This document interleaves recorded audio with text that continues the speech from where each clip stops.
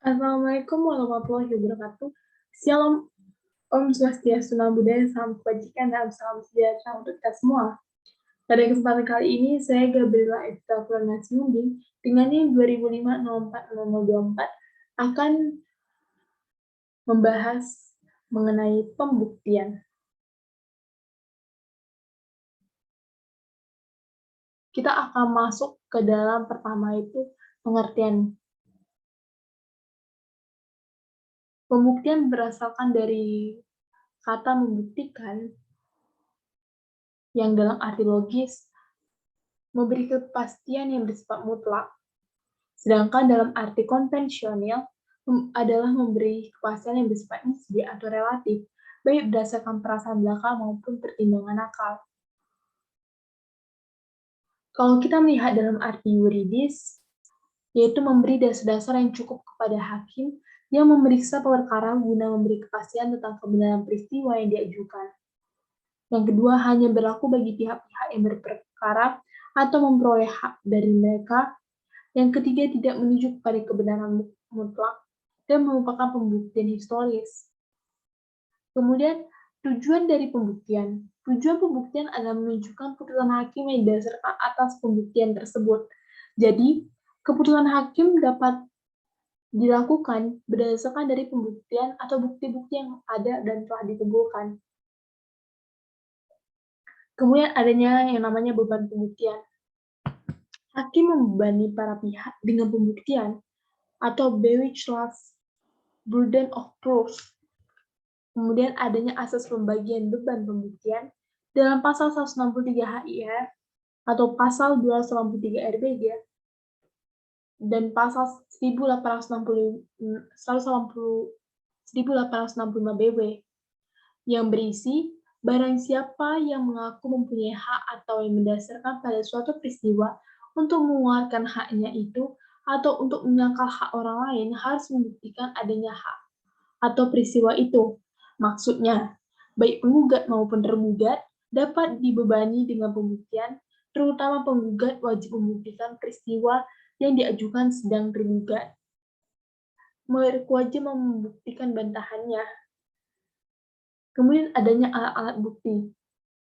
Paton adalah alat bukti dapat bersifat oral, documentary, atau material.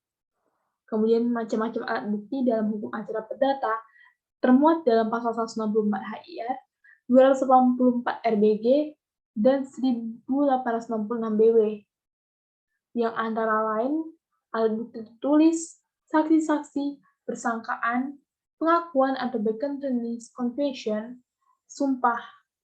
Kemudian ada alat bukti lainnya, yaitu pemeriksaan setempat atau desken, keterangan ahli atau expertise. Kemudian alat bukti tertulis. Alat bukti tertulis tidak memiliki dasar hukum, yaitu pasal 138, pasal 165, pasal 167 HIR, pasal 164, pasal 285 sampai 305 RBG, pasal 1867 sampai 1894 KUH Perdata. Alat bukti tertulis itu merupakan surat. Surat itu dapat berbentuk akte atau bukan akte. Kalau berbentuk akte, harus merupakan akte atau otentik atau akte di bawah tanah. Kemudian saksi-saksi. Saksi-saksi memiliki dasar hukum yaitu pasal 139 sampai 192, 168 sampai 172 HIR, pasal 165 sampai 179 RBG, dan pasal 1895, 1902 sampai 1912 BW.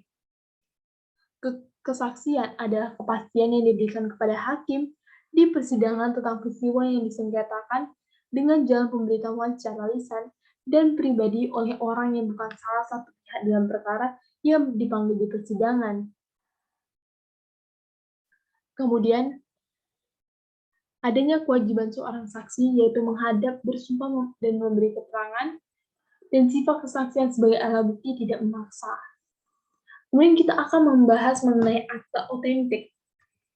Akte otentik merupakan akte yang dibuat oleh atau badan atau di hadapan pejabat yang diberi wewenang untuk itu dan dalam bentuk menurut ketentuan yang ditetapkan untuk itu, baik dengan maupun tanpa bantuan dari kepentingan, di tempat di mana pejabat berwenang menjalankan tugasnya, termuat dalam pasal 1866 BW.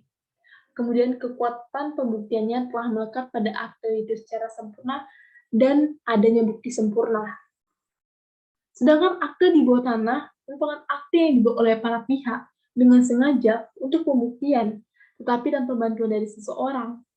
Pasal terdapat dalam pasal 286 sampai dengan pasal 305 RBG. Kemudian terdapat dalam pasal 1874 sampai 1180 BW. Kita akan mempunyai kekuatan bukti material jika telah dibuktikan kekuatan formilnya, dan kekuatan formilnya baru terjadi setelah pihak-pihak yang bersangkutan mengakui akan kebenaran isi dan cara pembuktian akte tersebut, dan bagi hakim merupakan bukti bebas. Kemudian, apa sih perbedaan akte otentik dan akte di bawah tanah? Akte otentik merupakan suatu akte yang sempurna, sehingga mempunyai bukti baik secara formil maupun material. Sedangkan akte di bawah tangan baru mempunyai kekuatan bukti material jika telah dibuktikan kekuatan formilnya. Dan kekuatan formilnya baru terjadi setelah pihak-pihak yang bersangkutan mengakui akan kebenaran isi dan cara pembuatan akte tersebut, dan bagi hakim merupakan bukti bebas. Kemudian untuk akte otentik kerap terjadi cross akta yang mempunyai kekuatan eksekutorial sama dengan putusan hakim. Sedangkan akta di bawah tanah tidak pernah. Kemudian akte otentik masih terdaftar pada register untuk itu dan tersimpan pada pejabat yang membuatnya atau dibuat di hadapannya, sehingga kemungkinan akan hilangnya akte sangat kecil. Sedangkan akte di bawah tangan tidak terdaftar sehingga kemungkinan hilangnya lebih besar. Kemudian akte otentik mempunyai tanggal pasti, sedangkan akte di bawah tanah tidak selalu demikian.